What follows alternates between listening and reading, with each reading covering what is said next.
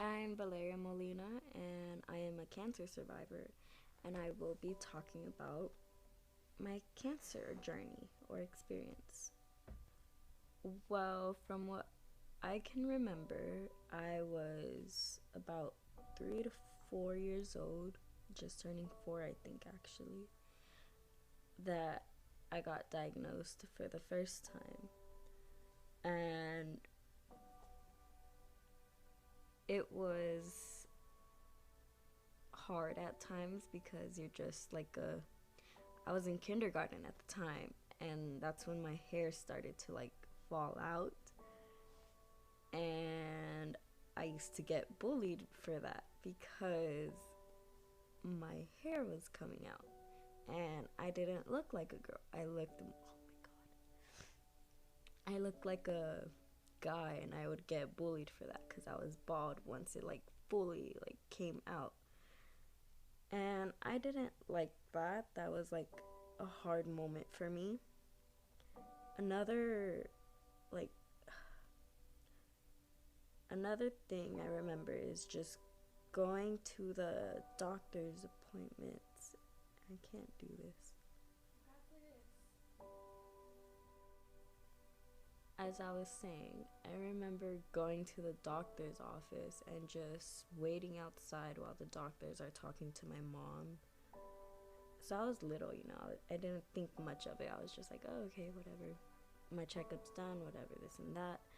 But then it started getting serious when next thing you know, I noticed I was going into surgery. But I didn't know that, but like I did, if that makes sense. Because they like laid me down and I was just in a hospital bed. And they have like an IV on me because I was getting my port at the time. That was like the very first thing I remember is getting my port. Valeria's life changed forever when she was diagnosed with leukemia at the age of 3. She was told she only had a low chance of survival. And then next thing you know, they're shooting up this white medicine. I still don't know what the medicine is to this day, but it's a medicine to put you to sleep. And then once it like goes in through your vein, you feel it just expand all over your body and into your brain, and that was the worst feeling ever. That I've always cried when I went into surgery because of that medicine. Like I don't like that medicine. I went into surgery like what, at least 6 times, and just repeating that constant white medicine was just not okay for me. It was just something that goes into your brain and it feels like it's expanding, and then you're knocked out in like seconds. And then I wake up like from this big old dream from surgery basically, and then your mouth tastes so mellowy, and it was not a good experience for like a little girl to go through so much at the age of 4.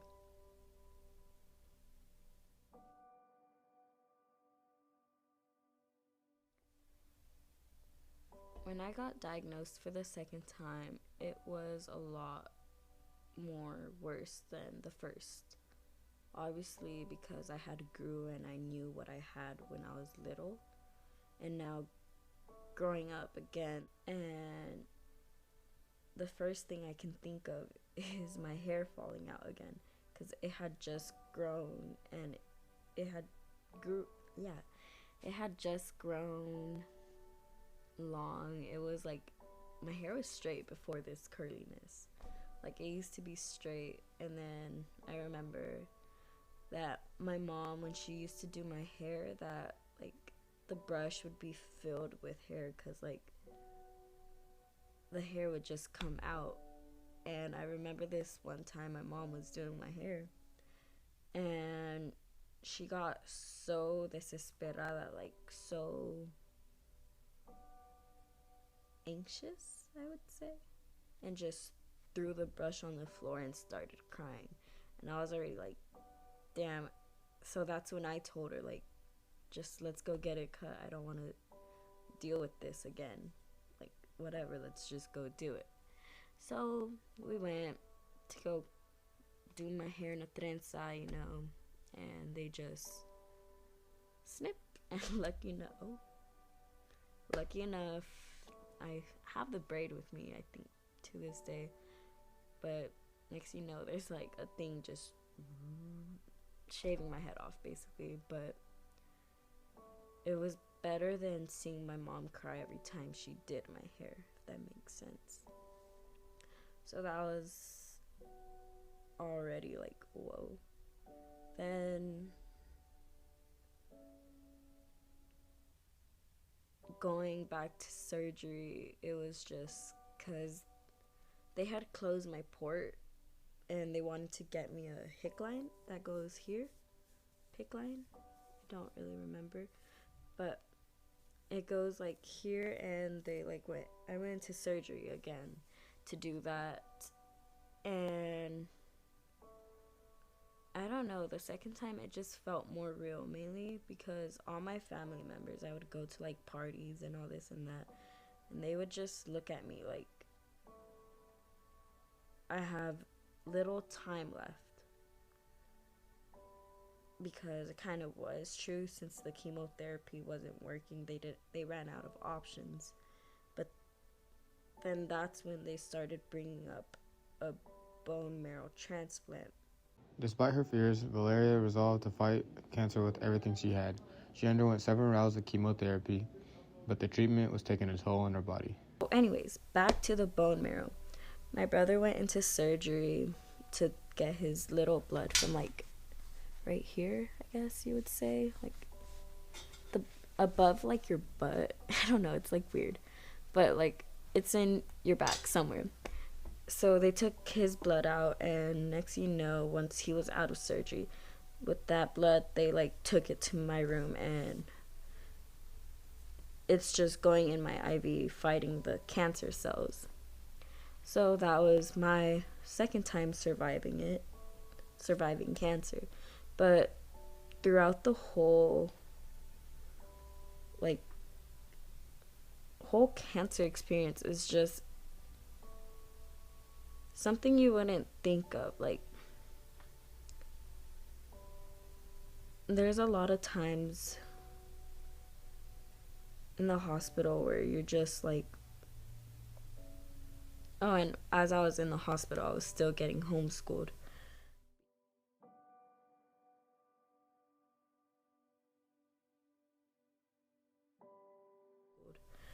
Because, you know, there's a lot of germs for me to even be in school. So, yeah. And that was a few days before my birthday. I had to spend my birthday over there, and it was weird. It definitely was. I remember Descendants, 2 was coming out that day. I was excited. That was I was a Descendants girl, I'm sorry. But I remember Descendants 2 was coming out on my birthday, or some movie was coming out on my birthday, and I'm like, okay, at least I'll find something to watch that day, if that makes sense. And then they made me a cake, and I got to decorate it, but I couldn't even eat because when I opened my mouth, it was just like, it was so sore, and I couldn't even taste anything. Like, they were feeding me with tubes because I couldn't eat. Like, it was just you know those like fluid pouches? That was my food because I couldn't eat. Happy birthday to you. Happy birthday to you. Happy birthday, dear Mariah. Happy birthday to you. Yeah. Make a wish. Valeria's doctors recommended a bone marrow transplant, which will give her the best chance of beating cancer. Please state your name and age. My name is Daniel Molina. I am 28 years old. How did you feel when Valeria first got diagnosed with leukemia, or throughout the whole experience? How did you feel? There was 2 times you got diagnosed, right? So the first time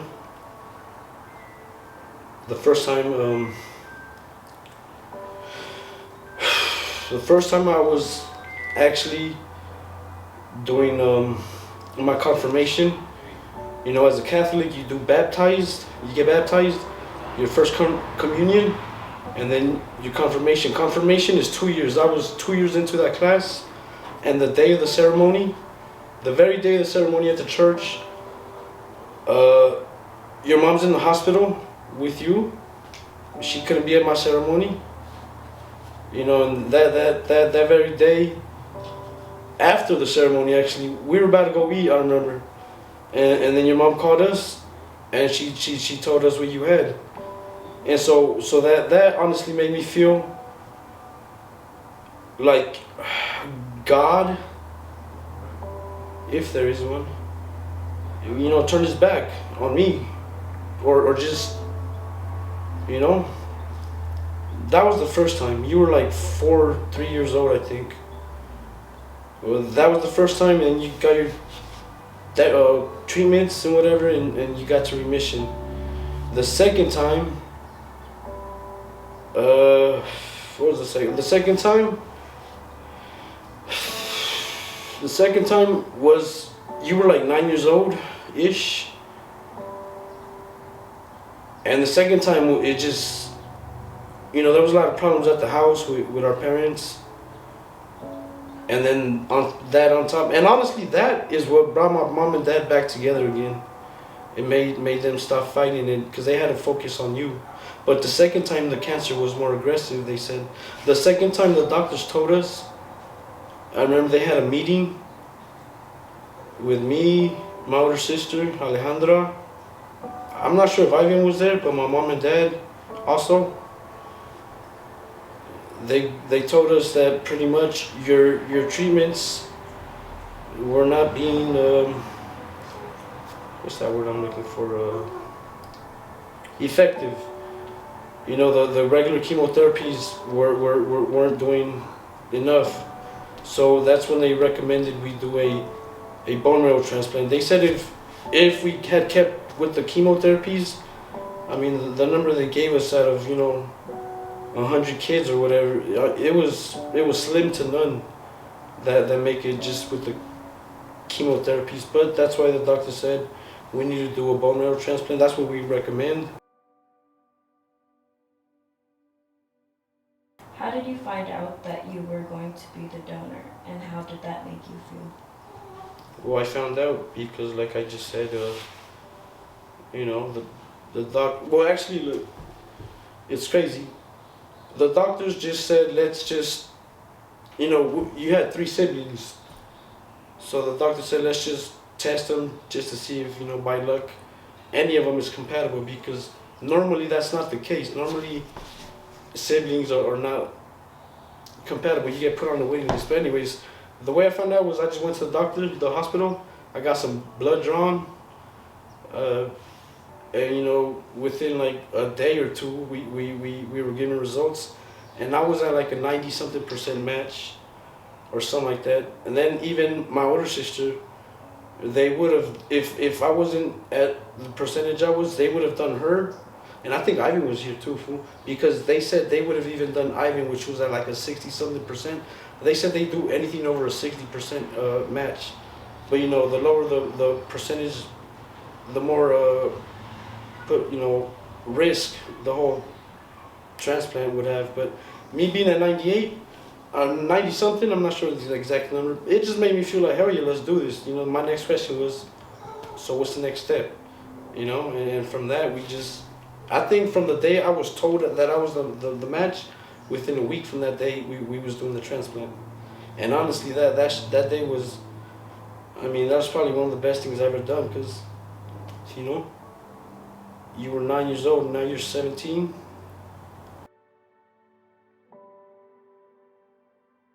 Okay. What was the hardest part of the whole transplant experience? Going to see you and smiling, you know, being able to smile while being in the room with you. Because honestly, it felt awful having, you know, not being able to really tell you how we felt about it, at least not me. You know, going and playing those games with you, coloring with you, watching those same movies over and over with you. You know, that was really hard because you were a kid and then you didn't fully grasp the reality of the disease that you had. You just knew you were sick, but you didn't fully understand, what it was. But we did. So just going and just being able to smile in front of you was really hard. I remember times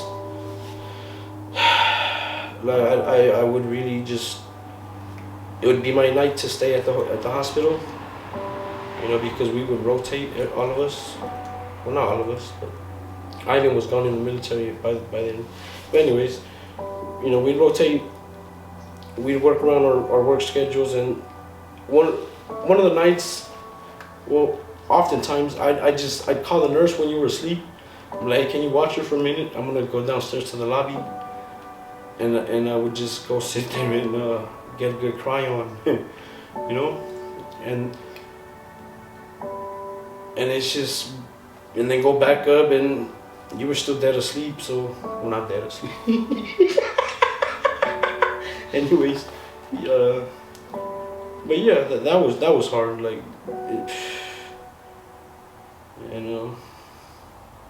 I remember being in the hospital till like May to like what I want to say September, maybe November. I just made it back home before. Okay, anyways, I'm getting ahead of myself. So like May to November, I was in the hospital. I was being hospitalized, and there's a lot of like insights during the whole hospital, like while I was living there. So I remember my mom, my dad, my brother Daniel, and Alejandra, my sister, they would take turns spending the night with me because they still had a life outside of the hospital when they weren't with me. And during those times, this one night I remember like so clear to this day is when my sister was spending the night. I was in the hospital, like, nothing happened. I think before that, my cousin came to like visit me or something, and he like brought me this little frog, like a stuffed animal. But a few minutes after he left, like, I got an allergic reaction to something, and we still don't know what it was to this day, but like all I remember is my like lips like expanding, and then I got like rashes on my face, and then out of nowhere blood just gushes out my nose. That's kind of nasty, but that's like, it just starts gushing out and it doesn't stop. Like the doctors, they came right away because my sister started panicking. Like she was like, what's going on? Like, I don't know what happened, this and that. And then as the doctors came in, they came in with a freaking bowl, and like the blood was just gushing out. It wasn't stopping. So then the doctors, like, they laid me back, and they were just stuffing everything up my nose. And that was like the hardest part, because I was crying. It was not good. It wasn't a good feeling, like having all this tissue going up your nose, and that still wasn't stopping it, because it was just a bad night. Can you tell me a memory you have from the hospital that makes you feel like it was yesterday? I mean, the whole thing felt like it was yesterday. One memory. I mean, we lived at the hospital after the transplant for about, at least, I think it was like 8 months or 7 months. It was just non-stop hospital. I had a job. My mom, dad had jobs. Jay, which is Alejandra, was jobs. So we had to, include this into our work schedule. So we would each rotate out. You know, I'd get a night or two at the hospital, and mom and dad would do the majority of the nights. But you know, or my older sister also. But I mean, the whole experience was. I honestly, it feels like yesterday. You know, getting in the car, driving on the 134 to the 5. You know, daily. You know, after work, and you know, just I remember. Wait, what was the question? You can edit this. Can you tell me a memory you have from the hospital? Oh, that makes it feel like it was yesterday, you know? I mean, playing Uno. We must have played at least 2,000 games of Uno, man. You know, or Leo the Lion. You know, one of the nurses called you that one time. You know. How did you transition back to a normal life? Well, like I said, after the transplant, it was about a year or so. I could, you know, more or less. Of you know, you did not leave the hospital for a full year or so. So after you were, you know, they gave you the okay to be released back home. There was like a bunch of conditions that, you know, requirements that the house had to be, you know, so that for you to come home. And even when I remember when you got home, it didn't feel like, I mean, it felt like, it's weird to explain. I mean, we had you here, which is what we wanted, but at the same time, we couldn't do like anything. You couldn't go outside.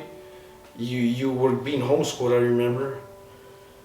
And it just felt like still the hospital, but at home, you know, because all the pills we had to give you, you were taking like 20-some pills a day for like a long time. And I remember when you went back to school to Madison, you were bald, and you know you were getting made fun of. So they switched you over to what was that? Jackson. Yeah, and I remember I was like so excited, but also like, you know, worried, like, oh, we're taking. It was like your first day of school all over again. I remember me, my mom, and your older sister Jay went. We dropped you off, and we were like, oh, look, your first day of school, but you were like the 4th grade, I think, or something like that.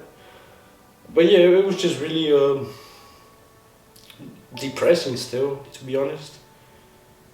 Not, you know, just the fact that you had all these, you know, conditions, like you couldn't, and even when you started going, we had to wear masks, and then we would always get looks, you know, at parks. I remember parents would grab their kids and like pull them close and start walking away like if you were contagious, or you know, that really pissed me off. And it's like, dude, you know, you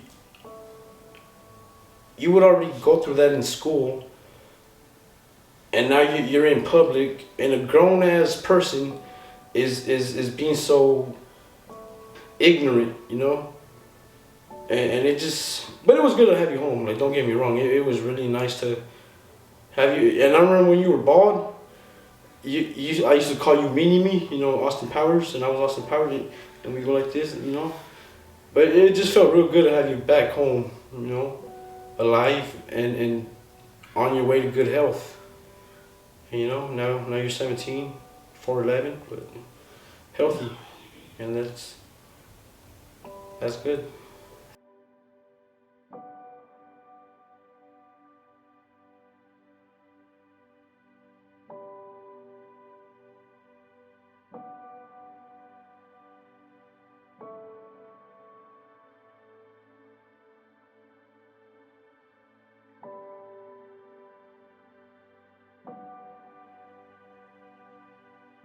How has Valeria's experience with cancer changed your perspective of cancer? Well, to begin, I never once thought we would ever end up at the Children's Hospital of Los Angeles.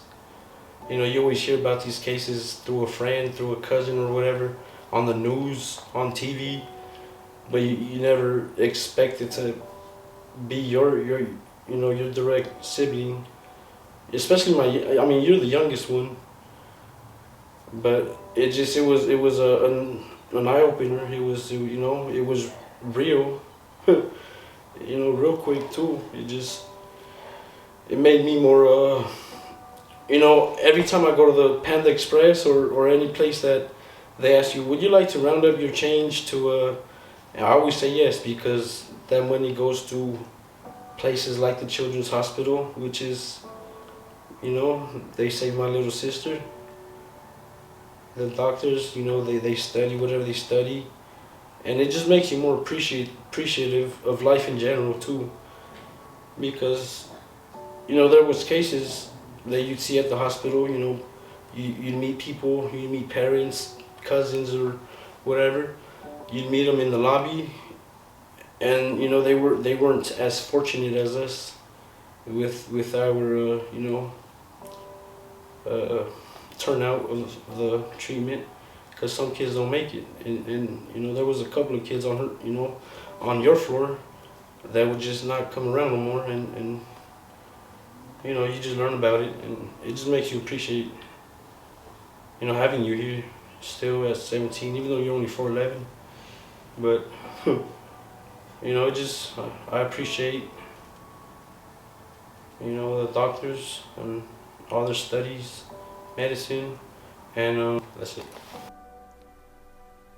I remember this one doctor, Jennifer Trotter. She's like, I still look up to her to this day because I want to be like her when I grow up, help kids. But she taught me a lot. I